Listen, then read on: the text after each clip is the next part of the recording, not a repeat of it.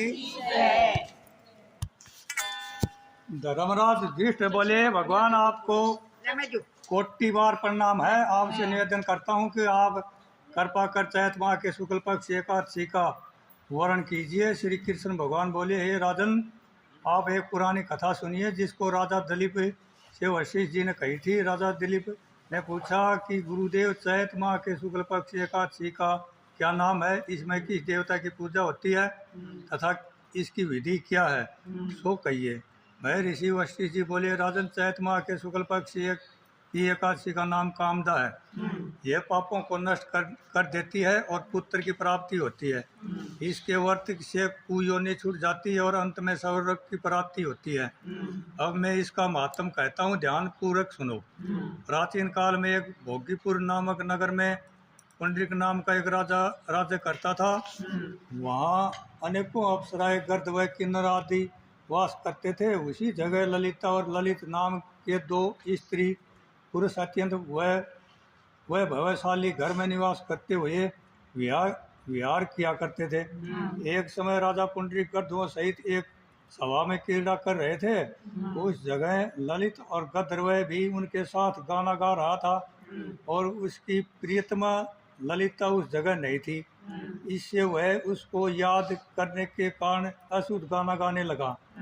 नामराज करकोटक ने राजा पुंडरीक से इसकी चुगली खादी। इस पर राजा पुंडरीक ने ललित को श्राप दे दिया कि अरे दुष्ट, तू मेरे सामने गाता हुआ भी अपनी स्त्री का समन कर रहा है। इससे तू कच्चे मांस और मनुष्यों को खाने वाला राक्षस होगा। राजा पुंडरीक के श्राप से वह ललित गंधर्व उसी समय एक विकराल राक्षस हो गया। उसका 8 योजन का शरीर हो गया। राक्षस हो जाने पर उसको महान दुख मिलने लगे और अपने कर्मों का फल भोगने लगा। जब ललिता दो अपने प्रियतम ललित का ऐसा हाल मालूम हुआ तो वह बहुत दुखी हुआ। वह सदैव अपने पति के उद्धार के लिए सोचने लगी कि मैं कहाँ जाऊं और क्या करूं। एक दिन वह घूमते घूमते विंध्याचल पर्वत चली गई। उसने उस जगह श्रृंगी ऋषि का आश्रम देखा।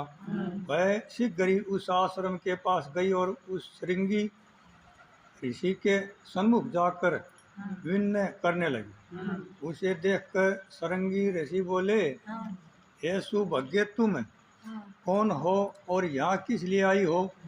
ललिता बोली, हे मुनि, मैं वीर धनवा नामक की गद्वय कन्या ललिता हूँ। मेरा पति राजा पुंडरीक के श्राप से एक भयानक राक्षस हो गया। आप राक्षस योनि से छूटने का कोई श्रेष्ठ उपाय बतलाइए। तब श्रृंगी ऋषि बोले, अरे गंधर्व कन्या ललिता, अब चैत माह के शुक्ल पक्ष